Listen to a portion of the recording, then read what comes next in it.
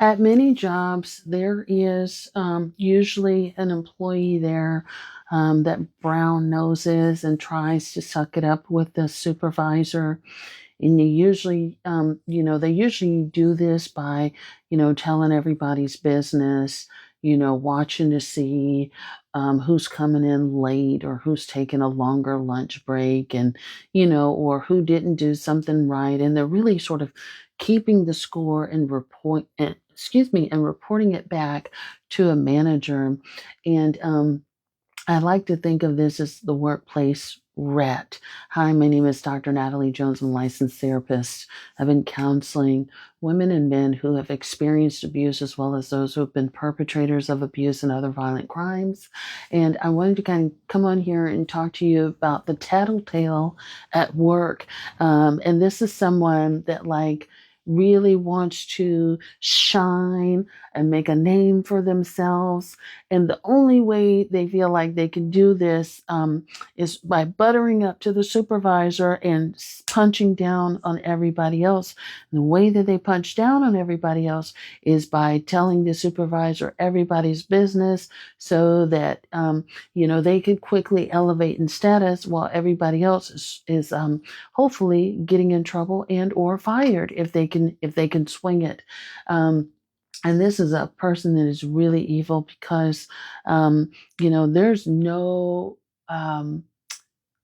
no bottom to how low they will stoop, because they really want this. They really have that sort of crabs in a bucket mentality. And, they don't really care about anybody else. They don't really care, what happens to anybody else. They don't care if you got kids at home and they're taking, you know, food out of your kids' mouths by putting your job in jeopardy. All they know is that they are completely self-serving and they want your ass gone, because the longer you're there, the harder it's going to be for them to get to the position that they want to get in. And this can become really contentious, if you're a person of color, black or brown, and you've worked really hard, or you have other people that are doing it that are not, right? And so it's fairly easy for them to move on to get a job and things like that. But even if you're not, anybody can really experience this. But I've also seen race, ethnicity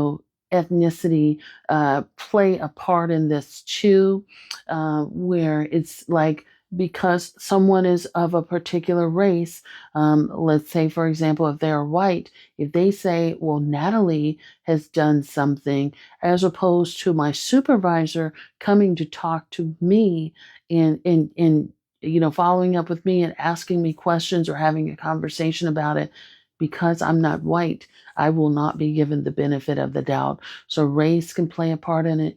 Gender can play a part into it. All different sort of cultural nuances can play a factor in this. But one thing is for sure: do not ever trust the tattletale at work that tells all of your business, because again, they will tell things. They will catch you at your weakest moment, your lowest moment.